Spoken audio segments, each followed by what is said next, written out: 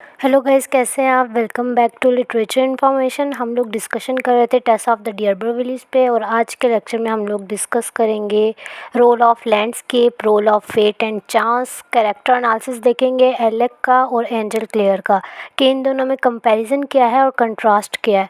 उसके अलावा हम हार्डी के नावल के अंदर पेसिमिज्म देखेंगे और फीमेल को देखेंगे as a symbol of sacrifice. Start करते हैं आज का लेक्चर। सबसे पहले मैं आप लोगों को बता दूं कि हम लोगों के 2 चैप्टर्स रहते थे, 58 और 59। तो पहले मैं आप लोगों को उनकी समरी बता देती हूँ हम लोगों की, ताकि स्टोरी कंप्लीट हो, नॉवल कंप्लीट हो। उसके बाद फिर मैं आप लोगों को इनके बारे में बताऊँगी कि हम लोगों ने अपने नावल के अंदर इन चीज़ों के ऊपर क्या क्या देखा और क्या क्या डिस्कस किया, और हम लोगों को कहाँ पर कौन सी चीज़ दिखी। चैप्टर 57 में हम लोगों ने देखा था कि टेस और एंजल का रीयूनियन हो गया और हैप्पी रीयूनियन हुआ है। अब हम लोग चैप्टर 58 को देखते हैं। इसमें हम लोगों को दिखता है कि 5 दिन हो चुके हैं, ये दोनों इकट्ठे खुशी खुशी रह रहे हैं, टेस भी और एंजल भी। और इन लोगों ने ज़्यादा टाइम एक दूसरे के साथ ही गुजारा है, और सिर्फ एंजल निकला है घर से बाहर तो खाना लेने के लिए, वरना ये लोग इकट्ठे ही टाइम स्पेंड कर रहे हैं। उसके अलावा टेस चाहती है कि हम अपने प्रेजेंट को एंजॉय करें और पास्ट को भूल जाएं। ऑल्सो उसने अपने फेट को एक्सेप्ट कर लिया है। ये 5 दिन उसने एंजॉय किए दुनिया से दूर जंगलों के अंदर, और फिर रात के टाइम लोगों ने फिर फैसला किया कि अब हम लोग आगे मूव करते हैं, निकलते हैं। चलते चलते ये लोग फिर आगे हीटन स्टोन, एक जगह का नाम है, वहाँ पर पहुँचते हैं। इस जगह को आप लोग स्टोनहेंज भी कह सकते हैं, और ये जगह आपको MCQs वाइज पूछी जा सकती है, इसलिए इस जगह को याद की रखिएगा, क्योंकि ये जगह इस तरह इम्पोर्टेंट है कि यहाँ पर टेस को आकर पुलिस पकड़ लेती है। ठीक है, मैं आप लोगों को आगे बताती हूँ क्या क्या होता है और कैसे पुलिस आके पकड़ती है उसको। तो यहाँ पर अभी हम लोग देख रहे हैं कि ये जगह आई है, और इस जगह के ऊपर ये लोग रुक जाते हैं। टेस कहती है कि अब वो और नहीं चल सकती, वो थक जाती है, और उसको वहाँ पर रिलैक्सेशन फ़ील होती है, इसलिए वो वहाँ पर बैठ जाती है। वो एंजल से बातें करने लग जाती है अपने फेट के बारे में कि क्या हुआ उसके साथ, और वो अपने प्रेजेंट को एंजॉय करना चाह रही होती है, पास्ट को वो बीच में नहीं लेकर आना चाह रही होती है। और बातें करते करते वो फिर उससे पूछती है कि वो लीज़ा लू, जो उसकी बहन है, एंजल उससे शादी कर ले। वो उसको ये कहती है, एंजल को वो कहती है कि जब मैं चली जाऊंगी तो तुम लीज़ा लू से शादी कर लेना, मेरी बहन से। और अगर तुम मेरी बहन से शादी कर लेते हो तो मुझे ऐसा लगेगा कि तुम और मैं कभी सेपरेट हुए ही नहीं हैं। वो जानती है कि ये मेरे आखिरी मोमेंट्स चल रहे हैं, इसलिए वो एंजल के साथ वो टाइम गुजारना चाहती है, और वो चाहती है कि इन आखिरी मोमेंट्स के अंदर एंजल उसके साथ रहे और एंजल उसको पूरी सपोर्ट करे। एंजल जो है इन रिस्पॉन्स उसको किस करता है और उसकी बात पर ध्यान नहीं देता। वो उसको कहता है कि चलो यहाँ से ऐसा कुछ भी नहीं होगा और हम कभी सेपरेट नहीं होंगे। लेकिन टेस जो है वो रोने लग जाती है और कुछ देर में सो जाती है रोते रोते। ये जो इसका सोना है, ये उसके लिए वबाले जान बन जाता है, क्योंकि जब फर्स्ट टाइम ये सोई थी, जब इसका रेप हुआ था, तब ये सो गई थी और इसके अंदर पर स्ट्रेंथ नहीं थी कि वो ख़ुद को बचा सके, और अपने फेट को एक्सेप्ट कर लेती है ये यहाँ पर। और इसी तरह आज भी यहाँ पर क्या हुआ कि ये टेस सो जाती है और अपने फेट को एक्सेप्ट कर लेती है कि कभी ना कभी तो मैंने पकड़े जाना है, मैंने मर्डर किया है, और हम लोग कब तक यूँ भागते रहेंगे। तो वो वहाँ पर रिलैक्स होकर लेट जाती है और अपने फेट को एक्सेप्ट कर लेती है, और वो एंजल को कहती है कि तुम मेरी बहन से शादी कर लेना जब मैं चली जाऊँगी। ठीक है, अब जब ये सो जाती है, एंजल बैठा हुआ होता है इसके पास, तो वो रियलाइज़ करता है कि यहाँ पर कोई एक आदमी आया है। ठीक है, वो उस आदमी को देखता है और इग्नोर कर देता है, लेकिन फिर वो थोड़ी देर बाद देखता है वो आदमी अकेला नहीं है, उसके साथ और भी लोग हैं। जब वो देखता है तो वो समझ जाता है कि ये पुलिस है। पुलिस उसको, टेस को पकड़ने आई है, और वहाँ पर उसको यकीन होता है कि टेस ने सच में कोई मर्डर किया है और किसी का मर्डर अटेम्प्ट करके आ रही है ये। वो तैयार हो जाता है कि मैं टेस को बचाऊंगा, और वो उनसे फ़ाइट करने के लिए रेडी हो जाता है। लेकिन जब वो देखता है कि लोग ज़्यादा हैं तो वो फिर रुक जाता है और उनसे कहता है कि अभी थोड़ी देर रुक जाओ, टेस सो रही है, एटलीस्ट वो अपनी नींद तो पूरी कर ले, कुछ देर रुक जाओ आप लोग, अभी उसको नहीं पकड़ो। तो पुलिस मान जाती है और वो टेस को सोने देते हैं। अब नेक्स्ट मॉर्निंग सूरज की रोशनी से टेस की आँख खुल जाती है, और फिर वो जब अपने आसपास देखती है उसको पता चल जाता है कि उसके सोते में क्या हुआ है। और अगेन वो अपने फेट को एक्सेप्ट कर लेती है और यही कहती है कि मैं रेडी हूँ। और वो कहती है कि हैप्पीनेस जो है ये कभी भी हमेशा के लिए नहीं आती, कुछ देर के लिए ही होती है। उसके बाद पुलिस के साथ वो चली जाती है। यहाँ पर हम लोगों का चैप्टर 58 ख़त्म हो जाता है। चैप्टर 59 में दिखाते हैं कि जुलाई का मंथ चल रहा है, और एंजल और टेस की बहन लीज़ा लू, इन दोनों को दिखाते हैं वो एक पहाड़ की चोटी के ऊपर है जहाँ से उनको सब कुछ दिख रहा है, और उन दोनों ने एक दूसरे का हाथ पकड़ा हुआ है और वो लोग जा रहे हैं, और वो फिर थोड़ी देर रुक जाते हैं और फिर पीछे मुड़ के देखते हैं। ठीक 8 बजे के बाद वो देखते हैं कि एक ब्लैक फ्लैग है जो हवा के अंदर लहरा रहा है, ठीक है। इससे उन लोगों को पता चलता है कि टेस को सज़ा मिल चुकी है और वो दोनों अफ़सोस का इज़हार करते हैं और नीचे ज़मीन पर दोनों घुटनों के बल गिर जाते हैं। हम लोगों को पूरे नावल को पढ़ने के बाद ही पता चला कि हार्डी के नावल के अंदर गॉड का कॉन्सेप्ट नहीं है। वो दिखा रहा है कि सोसाइटी का हार्श और इनजस्टिस बिहेवियर एक इनोसेंट लड़की पर, कि उसने मर्डर किया और किन हालात में किया और फिर उसको सज़ा मिली। टेस को इस बात की तरफ से बस सुकून था कि एंजल ने उसकी आखिरी ख्वाहिश पूरी की कि वो लिज़ा लू से शादी कर ले, और लिज़ा लू और एंजल हम दोनों को नावल के एंड पर साथ दिखते हैं। यहाँ पर हम लोगों का नावल ख़त्म हो जाता है। अब हम लोग डिस्कस करेंगे role of landscape, role of fate and chance, comparison और कंट्रास्ट बिटवीन एलेक की और एंजल, इन दोनों की नेचर में। उसके अलावा पेसिमिज़म देखेंगे और female as a symbol of sacrifice देखेंगे। आप लोगों ने सारा नावल पढ़ा। मैंने आप लोगों को चैप्टर वाइज समरी इस नावल की इसीलिए बताई ताकि आप लोगों को ये चीज़ें क्लियर करवा सकूं मैं। अब हम लोगों ने क्रिटिकली डिस्कशन भी की चैप्टर वाइज समरी डिस्कस करते हुए कि कहाँ पर हम लोगों को क्या चीज़ मिल रही है, हार्डी का पॉइंट ऑफ व्यू क्या है इस बात से, ये सारी चीज़ें। अगर हम लोग सबसे पहले रोल ऑफ लैंडस्केप के ऊपर बात करें तो हम लोगों को लैंडस्केप का सबसे पहले आप लोगों ने मीनिंग बताना है। जब आप लोग असाइनमेंट लिखेंगे या आप लोग पेपर पॉइंट ऑफ व्यू से देख रहे हो या पेपर हल कर रहे हो, आपको क्वेश्चन आए कि रोल ऑफ लैंडस्केप बताएं टेस ऑफ द डियरबर्ग विलीज में या थॉमस हार्डी के किसी भी नावल के अंदर, तो आप लोगों ने ये याद रखना है कि थॉमस हार्डी जो है ये बहुत अच्छा लैंडस्केप क्रिएट करता है अपनी नावल्स के अंदर। और लैंडस्केप से क्या मुराद है कि नेचर की डिपिक्शन, या ये जो अपनी उसकी राइटिंग के अंदर लिटरेरी टेक्निक्स यूज़ करता है, जैसे सिमिली हो गई और मेटाफर हो गया, और वर्ड्स को इस तरीके से बना कर पेश करना कि आप लोग उस चीज़ के अंदर चले जाओ। रीडर जो है वो उस पढ़ते हुए उस चीज़ के अंदर चला जाता है। अब इसने कुछ चीज़ें यूज़ की हैं। हम लोग अगर नावल को पढ़ें तो हम लोगों को बाकायदा वो लाइन के अंदर जो इसने डिपिक्शन ऑफ वर्ड्स की है उसके अंदर हम लोग पढ़ते पढ़ते उस सारी चीज़ के अंदर चले जाते हैं। हम लोगों ने तो नावल पढ़ा नहीं चैप्टर वाइज समरी, लेकिन एटलीस्ट हम लोगों ने पढ़ ली और डिस्कस कर ली। उसके अंदर भी आप लोगों ने सिर्फ सुना है, पढ़ा नहीं है। तो लैंडस्केप का रोल आप लोगों को इस तरीके से दिखेगा, जिस तरह अगर हम लोगों ने समरी में जब देखा था कि जंगल के अंदर ये होती है टेस, और वहाँ पर ये गार्डन ऑफ एडन कहा जाता है गार्डन को, एक जंगल के अंदर होती है, फ्लावर्स के बारे में डिपिक्शन होती है, बर्ड्स के बारे में डिपिक्शन होती है, और जब ये डेयरी फार्म वाली साइड पर मिल्क मेड बनी हुई होती है वहाँ पर भी हम लोगों को नेचर की डिपिक्शन दिखाते हैं बहुत ज़्यादा। उसके अलावा मौसम का बार बार जिक्र आया है। मैंने कुछ चैप्टर्स के अंदर बताया है कि ये मौसम चल रहा है, ये मंथ चल रहा है, यहाँ पर गर्म है मौसम। और इसके अलावा मैंने ये भी बताया था कि यहाँ पर शेड ढूंढ रहा है हर कोई, और हम लोगों को उससे फिर बताया था कि जब गर्म मौसम था तब वो उसको किससे उसने रिलेट कर रहा था, हार्डी उसके एंजल क्लियर के पैशन के साथ रिलेट कर रहा था। और टेस और एंजल का जब रिलेशनशिप शुरू हुआ था, जब फर्स्ट टाइम एक इन दोनों के बीच में दीवार टूटी थी, वहाँ पर मैंने रोल ऑफ लैंडस्केप दिखाया था आप लोगों को।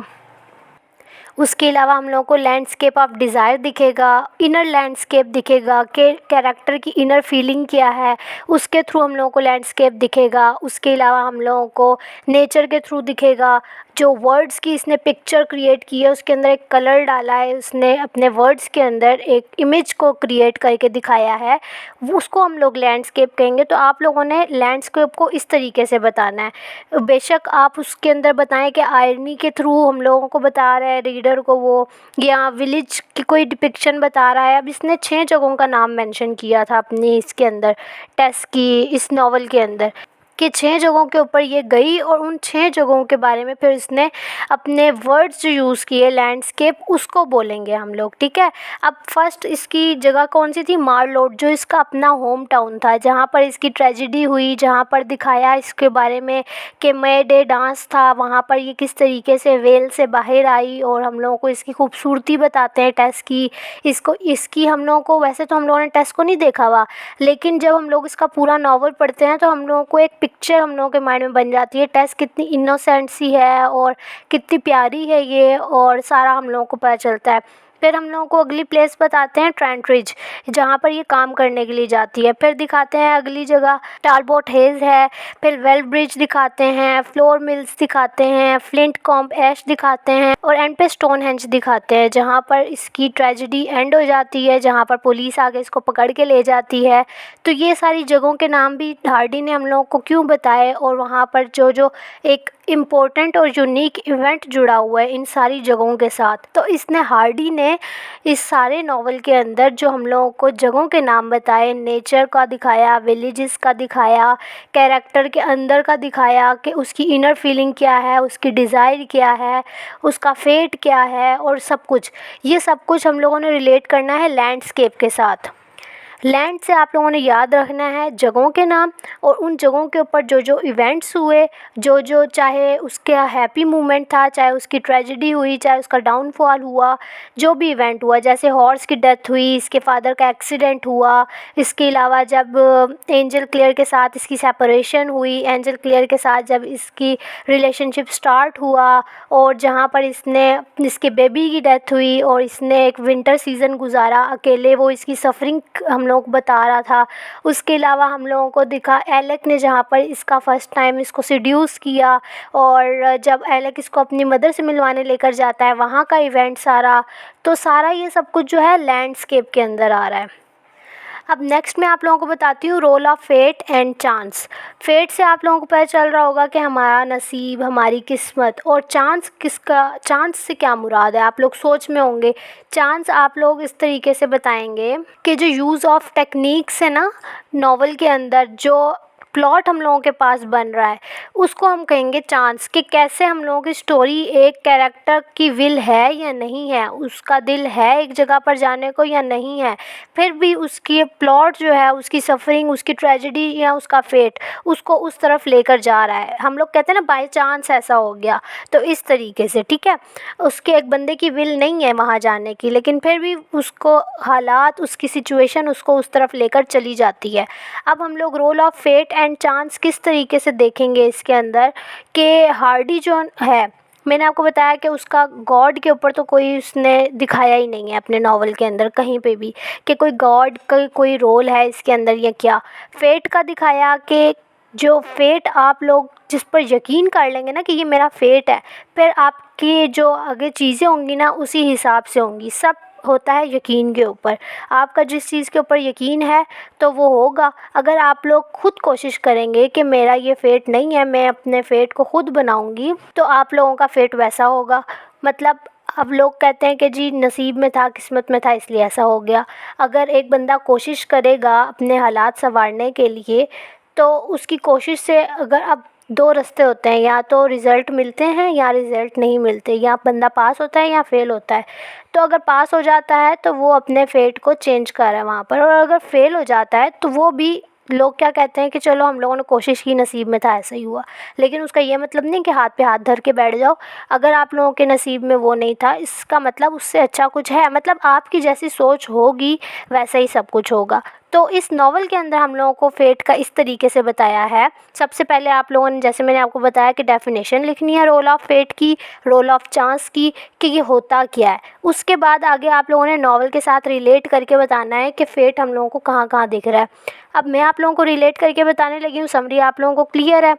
रोल ऑफ फेट ऐसे दिखेगा हम लोगों को नावल के अंदर कि जब फर्स्ट टाइम इसको सिड्यूस किया टेस को एलेक ने, वहाँ पर इसने क्या कहा, इसने कोशिश नहीं की, इसके अंदर स्ट्रेंथ नहीं थी, ये सो गई, ठीक है। इसके अंदर स्ट्रेंथ नहीं थी, सो गई, और इसके सोते में इसका फ़ायदा उठा लिया उसने, और इसका रेप हो गया। और इसने क्या कहा कि जी ये मेरा फेट है, ठीक है।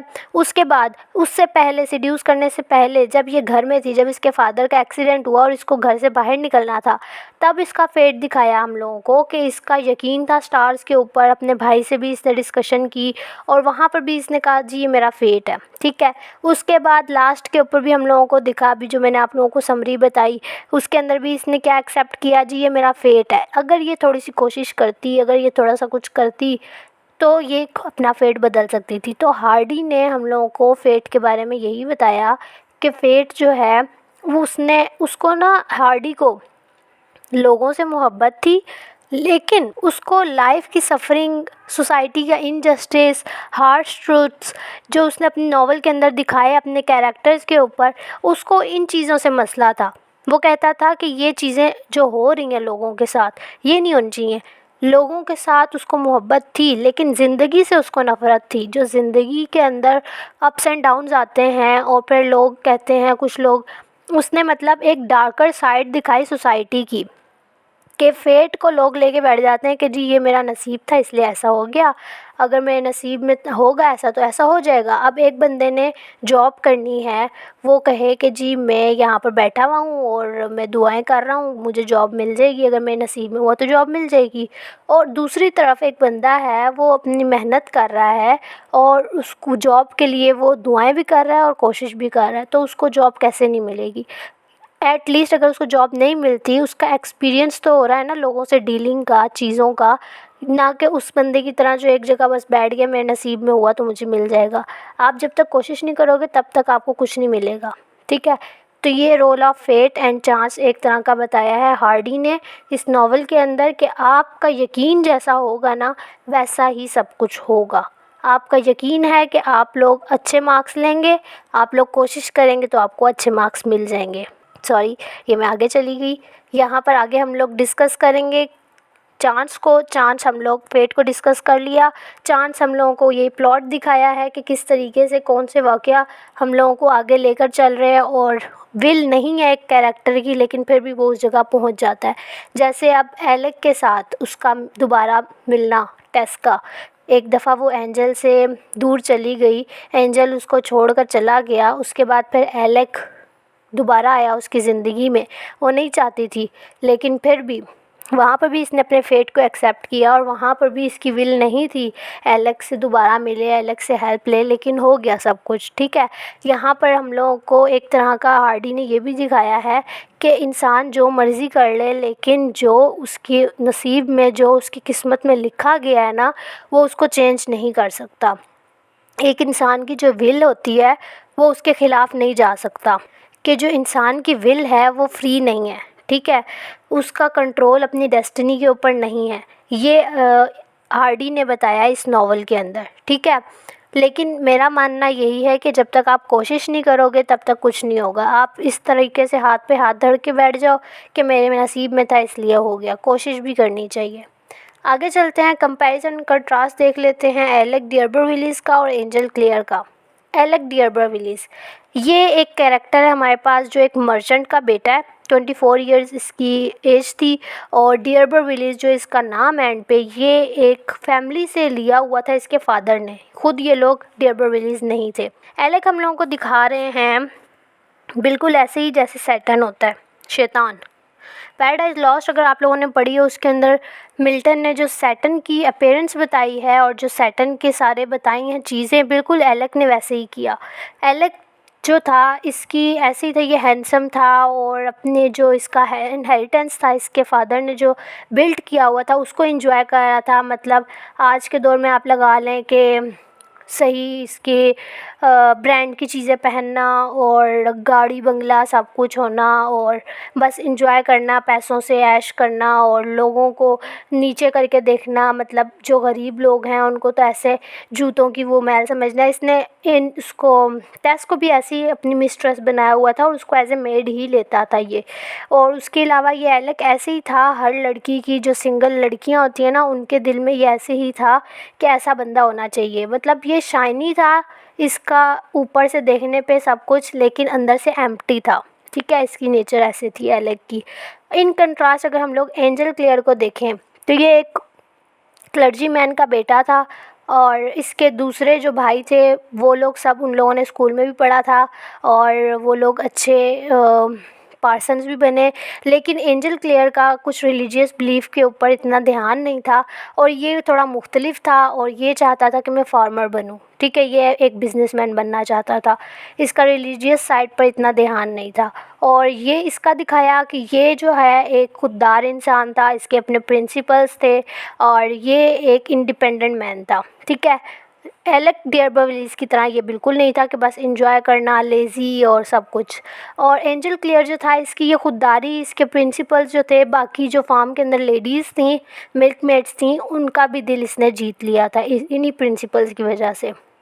उसके अलावा अगर हम लोग देखेंगे तो मैंने आप लोगों को बता दिया इनका कंट्रास्ट, एलेक डियरबर्विलिस और एंजल, इन दोनों में अगर हम लोग कंपैरिजन देखें, इनका कंपैरिजन ये था कि इन दोनों ने टेस को हर्ट किया था, एक ने फिज़िकली और एक ने इंटेलेक्चुअली। ठीक है, दोनों ने टेस का फ़ायदा उठाया, दोनों ने इससे कहा कि हम तुमसे मोहब्बत करते हैं। ठीक है, लेकिन दोनों उस वक्त इसके पास नहीं थे जब टेस को इनकी ज़रूरत थी, और दोनों टेस के डाउनफॉल का सबब बने हैं।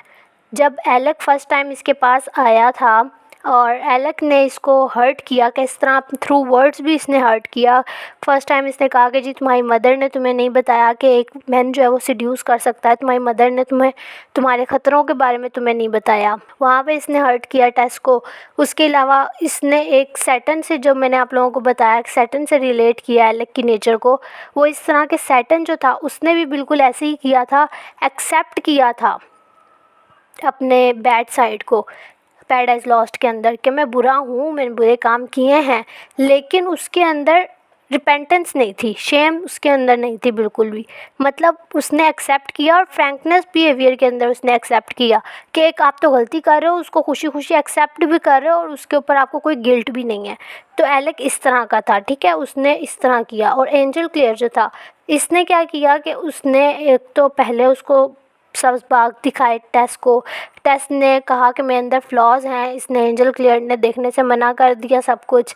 एंजल क्लियर एक कोई अपनी दुनिया के अंदर था, और फिर जब टेस के बारे में इसको पता चला, तो अगर ये इतनी मोहब्बत उससे करता ही था तो उसने फिर इसको छोड़ क्यों दिया और इतना हार्श बिहेव इसके साथ क्यों किया। दोनों ने एक जैसा ही बिहेव किया, दोनों एक दूसरे से मुख्तलिफ नहीं है इस चीज़ के अंदर। अगर देखा जाए तो दोनों ने टेस के साथ बुरा किया है। ठीक है, दोनों जो हैं उसके डाउनफॉल का सबब बने हैं। एंजल हम लोग अगर देखें तो ये टेस की नज़र में एक अच्छा इंसान बन जाता है एंड पर। जब ये ब्राज़ील जाता है, वहाँ पर ये देखता है हार्डशिप्स ऑफ लाइफ, और जब इसका फेलियर देखता है, ये ब्राज़ील जाकर सब कुछ एक्सपीरियंस करता है, वहाँ पर इसको अंदाज़ा होता है कि इसने टेस के साथ बुरा किया और इसने हार्श बिहेव किया, और वहाँ पर इसको अक्ल आ जाती है और ये वापस आ जाता है टेस के पास, और फिर बाकायदा उसको ढूंढता है और उसको एक्सेप्ट करता है। और एलेक जो है, ये हम लोगों को दिखाते हैं कि वापस आता है, लेकिन ये फिर भी वैसा का वैसे ही है, इसकी पर्सनैलिटी में चेंज नहीं आया। और इसका एंड पे क्या फिर हाल होता है कि इसका मर्डर कर देती है टेस। ठीक है, ये हम लोग कंपैरिजन हम लोगों देखें तो दोनों मैन ने टेस को नुकसान पहुंचाया, उसका डाउनफॉल का सबब बने। और एंजल क्लियर हम लोगों को विक्टोरियन एज के फादर और हस्बैंड की तरफ इशारा करवा रहे हैं कि विक्टोरियन एज में जो बाप थे और जो हस्बैंड्स थे, ठीक है, वो लोग बिल्कुल ऐसे ही हुआ करते थे। और एलेक जो है, ये हम लोगों को एक प्ले बॉय की तरह दिख रहा है कि बस टाइम पास करने के लिए है, और अपने जो इनके पास पैसे होते हैं उनको बस इधर उधर उड़ाने के लिए और अपनी प्लेयर के लिए, और लेज़ी पर्सन इस तरह का। ठीक है, तो ये कंपैरिजन और कंट्रास्ट था। होप्स आप लोगों को क्लियर हो गया होगा। साथ साथ हम लोगों ने नॉवल के अंदर समरी भी देखी चैप्टर वाइज, उसके अंदर भी आप लोगों को पता चली होंगी इनकी खूबियाँ कुछ, अगर कुछ मैं मिस कर भी रही हूँ तो। वैसे अगर किसी ने मेरी चैप्टर वाइज समरी नहीं सुनी तो मैं आप लोगों को कहूँगी कि आप लोग सुने, थोड़ा सा लेक्चर है, आप लोग अगर सुन लेंगे, कौन सा पढ़ना है आप लोगों ने सुन लेंगे तो आप लोगों के लिए ही आसानी होगी। आप लोगों को चैप्टर के अंदर जो मैंने लिटरेरी टेक्निक्स बताई हैं और साथ साथ थीम्स आप लोगों को बताई हैं, मेंशन की हैं, क्रिटिकली बताया है, हार्डी का पॉइंट ऑफ व्यू बताया है चैप्टर वाइज समरी के अंदर, तो वो आप लोगों को चीज़ें और क्लियर हो जाएंगी। अगर हम लोग पेसिमिज़म देखें तो थॉमस हार्डी को हम कह सकते हैं कि ना ही इन्होंने पेसिमिस्टिक पॉइंट ऑफ व्यू रखा है और ना ही ऑप्टिमिस्टिक पॉइंट ऑफ व्यू रखा है, बल्कि इन्होंने एक रियलिज़म दिखाया है जो फैक्ट है। इन्होंने एक होपलेसनेस दिखाई है towards society and towards life. Hardy ने एक डार्क ट्रूथ दिखाया है लाइफ का, कि पेसिमिज़म एक इंसान की ज़िंदगी में सिग्निफिकेंट रोल प्ले करता है। पेसिमिज़म एक ऐसी चीज़ है जो लाइफ या डेस्टिनी एक इंसान की चेंज कर देता है।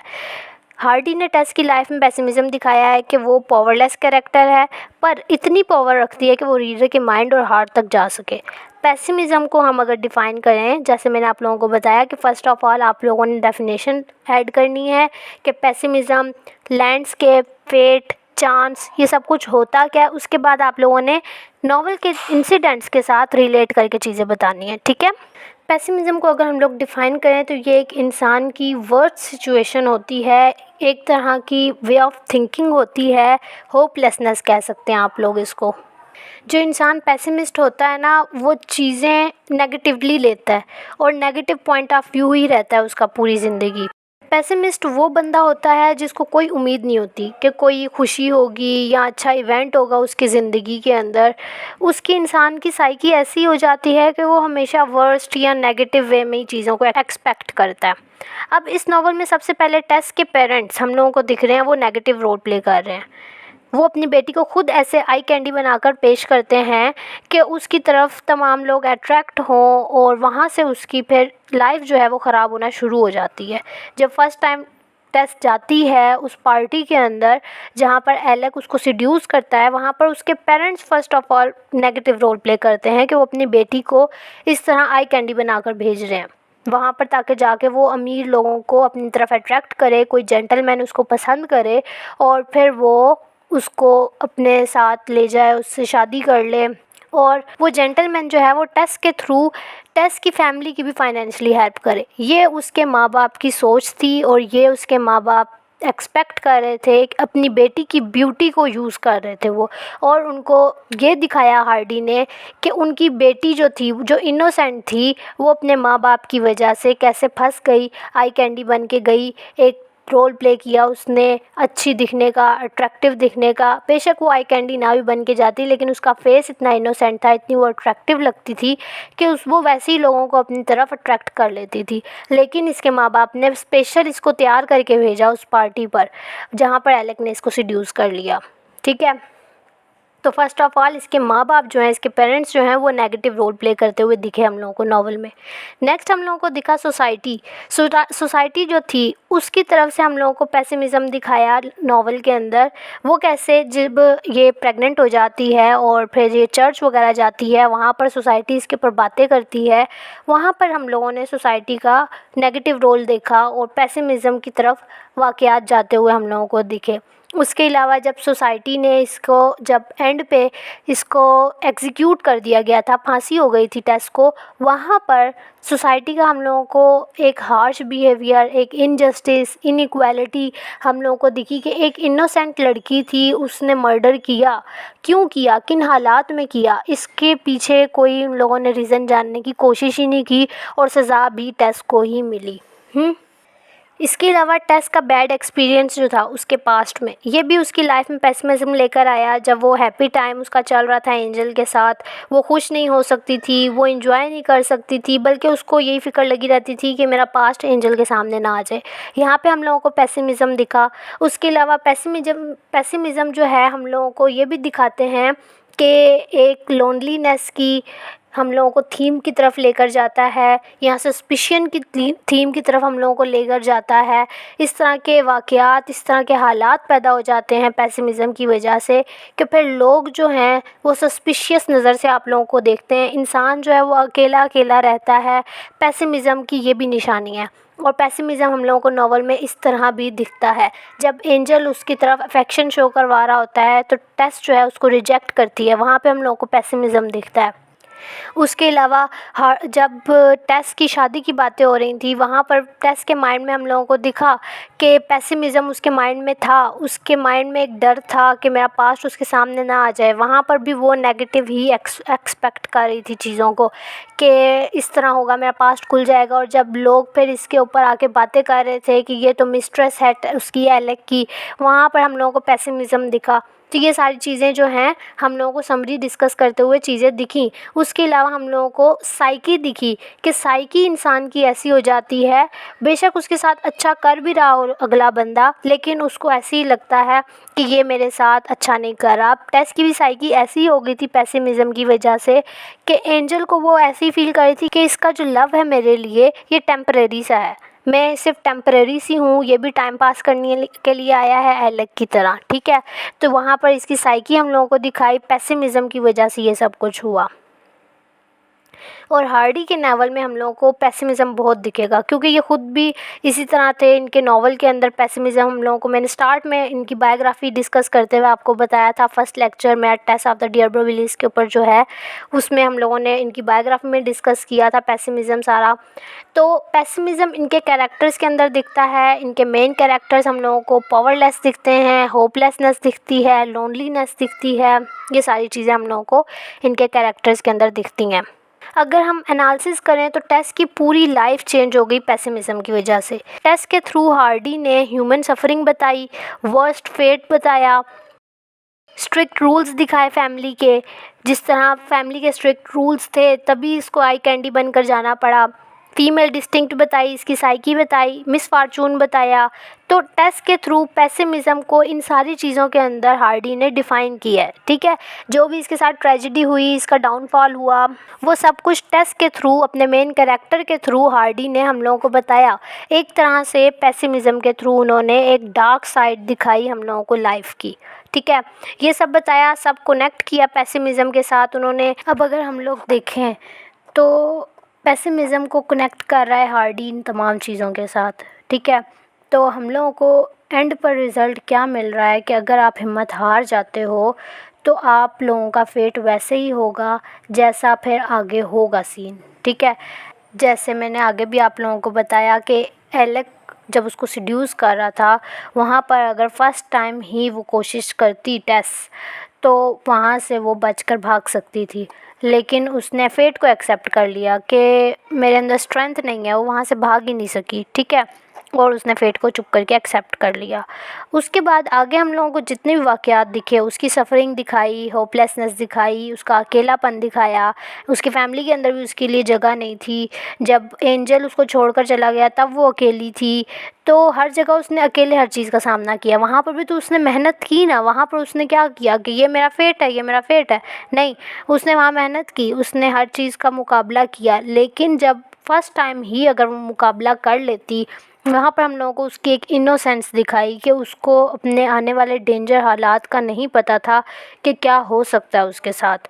वहाँ पर हम लोगों को सिंपली इसके पेरेंट्स का नेगेटिव कैरेक्टर दिखाया कि इसके पेरेंट्स ने वहाँ पर गलती की है। नेक्स्ट हम लोगों को ये पेसिमिज्म के बारे में मैंने आपको बताया। उसके अलावा चैप्टर वाइज समरी मैं आपको बार बार कह रही हूँ कि उसके अंदर से चीज़ें आप लोग रिलेट करके देख सकते हैं। चैप्टर वाइज समरी आप लोग देखेंगे, उसमें आपको काफ़ी हालात पता चलेंगे, लिटरेरी टेक्निक्स पता चलेंगी। तो मैंने आप लोगों को पढ़ना ना पड़े, खुद ही मैंने समरी आप लोगों को इसके अंदर रिकॉर्ड करके अपलोड करके दे दी है, ताकि एक दफ़ा सुन लें आप लोग, ताकि आप लोगों को हालात पता चल जाएं कि हुआ क्या और कैसे आप लोग रिलेट कर सकते हैं। अपने क्वेश्चन को आप लोग उसके हालात के साथ रिलेट करके लिख सकते हैं, एक अच्छी असाइनमेंट बना सकते हैं, ठीक है। तो ये पेसिमिज्म था, थोड़ा सा रिलेट करके मैंने आपको बता दिया। उसके बाद female as a symbol of sacrifice.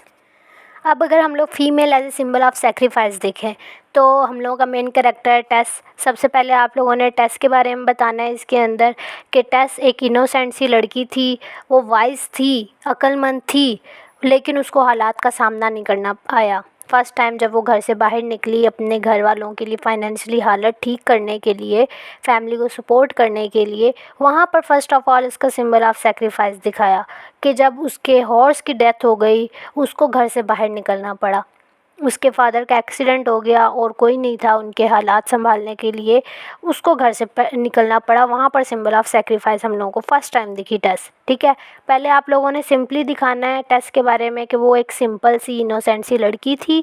उसके बाद फिर आगे आहिस्ता आहिस्ता आप लोगों ने रिलेट करके बताना है कि फ़र्स्ट टाइम सेक्रीफाइस कहाँ पर वो दिखा हम लोगों को, उसका सेकेंड टाइम कहाँ सेक्रीफाइस दिखा, थर्ड टाइम कहाँ दिखा। अब सेकेंड टाइम हम लोगों को इस तरह दिखा सिंबल ऑफ सेक्रीफाइस के जब वो एलेक के पास गई थी जॉब के लिए, ठीक है। वहाँ पर एलेक ने इसको एज ए मिस्ट्रेस रखना चाहा, उसने इसको काम नहीं देना था, उसने इसको एज ए मिस्ट्रेस रखना था। वहाँ पर इसने खुद को as a symbol of sacrifice पेश किया कि इसको वहाँ पर काम करना पड़ेगा, क्योंकि इसको एलेक पसंद नहीं आया था। इसको पता चल गया था, एक सिक्स सेंस होती है ना फीमेल की। एलेक जब इसको फर्स्ट टाइम लेकर जाता है अपनी मदर से मिलवाने के लिए, तो वहाँ पर भी क्या होता है कि इसको जब वो घोड़े के ऊपर इसको कहता है कि मुझे पीछे से टाइटली पकड़े, वहाँ पर ये सिंबल ऑफ सेक्रीफाइस हम लोगों को दिखाते हैं कि एलेक इसका फ़ायदा उठाने की कोशिश कर रहा है। नेक्स्ट हम लोगों को फिर दिखता है जब ये जाती है, इसके घर वाले इसको ज़बरदस्ती भेजते हैं। फिर हम लोगों को दिखती है सिंबल ऑफ सेक्रीफाइस वो वहाँ पर कि उसको सेक्रीफाइस करनी पड़ी दोबारा, खुद को उसका दिल नहीं था जाने को वहाँ पर, फिर भी वो गई। उसके बाद फिर हम लोगों को दिखता है जब वो एंजल से मिलती है, वहाँ पर एंजल उसके लिए अफेक्शन शो करवा रहा होता है। वहाँ पर फिर हम लोगों को दिखा सिंबल ऑफ सेक्रीफाइस, इसने खुद को सेक्रीफाइस किया कि इसने कहा कि नहीं, मैं एंजल के लायक नहीं हूँ, एंजल को मेरी जैसी लड़की नहीं चाहिए एंड ऑल दैट। वहाँ पर इसने खुद को सेक्रीफाइस किया, अपनी खुशियों को वेलकम नहीं किया, अपने पास्ट के अंदर रही, पेसिमिज़म को लेकर बैठी रही। वहाँ पर इसने सिंबल ऑफ सेक्रीफाइस किया। उसके अलावा हम लोगों को फिर दोबारा दिखा कि जब ये अकेली थी और इसको कोई सपोर्ट करने वाला नहीं था, फिर दोबारा इसकी फैमिली की तरफ से इसको ख़बर आती है कि जी फादर की कंडीशन बहुत ज़्यादा ख़राब है। वहाँ पर दोबारा हम लोगों को दिखा ये टेस्ट जो थी ये as a symbol of sacrifice फिर दिखी जब ये दोबारा जाती है और एलेक फिर इससे कांटेक्ट करता है दोबारा। और एलेक जो है वो टेस्ट को मिस्ट्रेस दोबारा बनाना चाहता है, इसलिए वो उसने दोबारा इसकी फैमिली की हेल्प की, फाइनेंशियली उनको सपोर्ट किया। वहाँ पर इसने खुद को दोबारा as a symbol of sacrifice show करवाया। वो नहीं चाहती थी कि एलेक उनकी मदद करे, एलेक दोबारा उसकी ज़िंदगी में आए, लेकिन फिर इसने खुद को एज ए सेक्रीफाइस पेश किया, ठीक है, कि मेरी वजह से ही मेरी फैमिली की हेल्प होगी। इसने फिर सिंबल ऑफ सेक्रीफाइस शो किया। उसके बाद फिर हम लोगों को सिंबल ऑफ सेक्रीफाइस दिखा कि जब ये एलेक की दोबारा मिस्ट्रेस बन जाती है और उसके एलेक के लिए ये अच्छी ड्रेसिंग करके रखती है, एलिगेंट स्टाइल रखती है अपना, बेशक ये नहीं चाहती लेकिन फिर भी रखती है। जब एंजल से इसकी डिस्कशन हो रही होती है, एंजल इसके पास जाता है, वहाँ पर दोबारा दिखाया इसको सिंबल ऑफ सेक्रीफाइस। तो हम लोगों को ये सारे चैप्टर वाइज समरी डिस्कस करते हुए इवेंट्स दिखे कि कहाँ कहाँ सिंबल ऑफ सेक्रीफाइस ये शो करवा रही है, और बाकायदा मैंने बताया कि यहाँ पर सिंबल ऑफ सेक्रीफाइस है, यहाँ पर सिंबल ऑफ सेक्रीफाइस है। तो ये मैंने एंड पर ये वाला लेक्चर इसलिए रखा, इन सारी चीज़ों को मेंशन इसलिए किया ताकि आप लोगों को पता चले, इवेंट्स के साथ मैं रिलेट करके बताऊं, और आप लोगों को एक असाइनमेंट लिखने का तरीका है और आप लोगों को पेपर अटैम्प्ट करने का तरीका है, ठीक है। तो ये सारी चीज़ें थी। उसके अलावा आगे मैं आप लोगों को ये दिखाऊं, ये जो हम लोगों ने जितने भी लेक्चर्स डिस्कस किए हैं उनमें मैंने ये स्लाइड्स सारी शो करवाई हैं आप लोगों को कि ये चीज़ें हम लोगों को नॉवल के अंदर दिख रही हैं। इनजस्टिस दिखी, हिपोक्रेसी दिखी, इमोर्टल सेक्स दिखी हम लोगों को, अनमैरिड लिविंग दिखी, सोशल क्रिटिसिज्म दिखा, पॉवर्टी दिखी, ये सारी चीज़ें हम लोगों ने देखी। उसकी स्ट्रगल देखी, एक्सप्लॉयटेशन देखी, एलेक ने एक्सप्लॉयट किया था उसको, एलेक ने उसकी लाइफ हम लोगों को तबाह करके दिखाई टेस की। यहाँ पर एक्सप्लॉयटेशन हम लोगों को दिखी, स्ट्रगल दिखी टेस की हम लोगों को, विंटर सीज़न में अलग, समर सीज़न के अंदर अलग, हर जगह हम लोगों को डिफरेंट पॉइंट ऑफ व्यू दिखाया। जितनी जगह हम लोगों को राइटर ने दिखाई इस नावल के अंदर, हर जगह एक यूनिक और एक इम्पोर्टेंट हम लोगों को इवेंट बता रही थी टेस की लाइफ के अंदर, जो उसका डाउनफॉल का या उसकी हैप्पी मोमेंट का सबब बन रहा था। टेस की इनोसेंस दिखाई हम लोगों को।